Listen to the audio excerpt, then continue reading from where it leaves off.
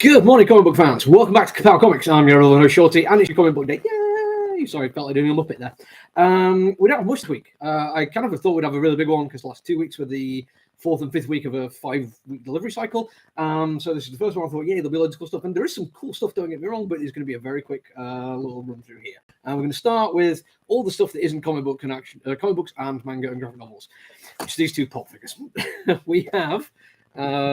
Kamala Khan, Ms. Marvel, done up in the Ms. Marvel TV show Get Up, which I really quite like. Nice heroic poser, very Ms. Marvel in her pose, and obviously in the way she's dressed as well. There is apparently apparently there's a whole bunch of other figures you can get. I'm fairly sure I ordered this Kamala Khan and the Ms. Marvel, which is her in a different outfit. If there's anyone people want, give me a shout. We didn't get as much as people were raving about Ms. Marvel, the TV show. We didn't get really a whole bunch of people asking for additional stuff with the same character, so I didn't go heavy on this one. What we have got is another Harley Quinn with belt, because apparently she's won a wrestling thing. Maybe, I don't know. I'm well behind my Harley Quinn stuff. But that little thing there says PX, which means it's preview exclusive. You can only get it in comic book stores, which means if you're in Huddersfield, hi. So yeah, if you want that, we've got it. It is more expensive because it's an exclusive one. Do apologize. We do not really set the prices that much. We get charged X amount, and then we add on, what little profit we make. And the previous ones they charge us more for, so we need to obviously add that on. Do apologize. Graphic novels and, I was going to say manga. There is no manga this week, so apologies for that one. Starting off with it, we have My Buddy Killer Croc, which is one of the DC for kids. I do like the look of it. I like that art style showing on the back there. It's very cute. Spider-Man, Spider-Verse, Amazing Spider-Man. One of those things they just put a bunch of issues together that are important. So we have Amazing Spider-Man 1963, 51, 52, Spider-Man Master Plan, Spider-Man Reptilian Race, and material from Marvel Action Comics issue 1. So yeah, it's effectively just some what they think would be key issues. So it's kind of a cheaper way for people to jump into Marvel and get an idea of Spider-Man and get the idea what they're going for. Hit Me from AWA, absolutely brilliant book. Love this. Might buy this one myself or buy a copy of this one myself. Really enjoyable crime miniseries. Definitely not for kids, but still absolutely worth your time. Next, we have Demons. This is a big book to say. I think there's only 3 issues, but you do get,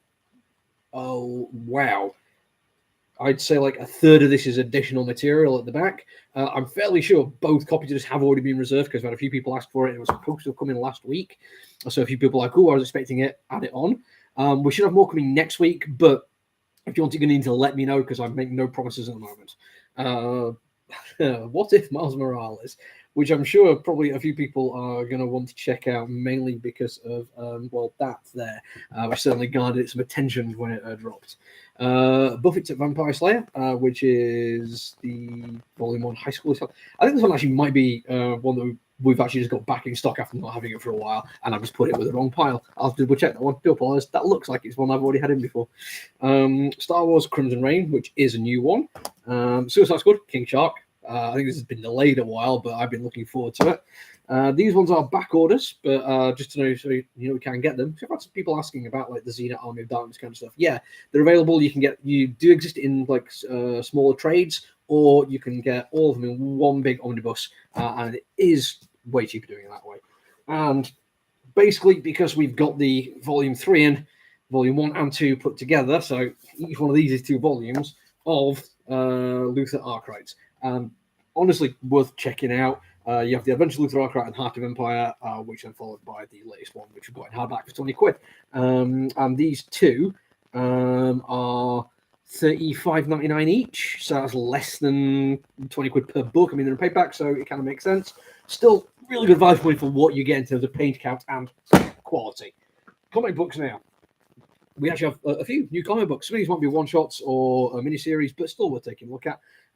Because you have Mark Waid doing Batman versus Robin. I'm not sure on the artist, but Bel Air on the colouring is always worth checking out. Jeff Lemire. I usually don't go heavy on Lemire because he's got his fans, but not many people other than that seem to go for him that much. But this is the Bone Orchard Mythos, 10,000 Black Feathers. We have a variety of covers. That one is particularly fine, but even the slightly understated nature of that one does stand out a little bit. New one from Mignola, Castle Full of Blackbirds. Not really familiar with all the Mignola stuff that's going on, so apologies for that one. Dark Crisis, War Without Justice League, Wonder Woman. Again, Bel Air on the colours. She is great. Check out her work. And then we have Flash, The Fastest Man Alive, which is an official movie tie-in comic. Really, they're still doing this. It's been too long, and there's been some issues.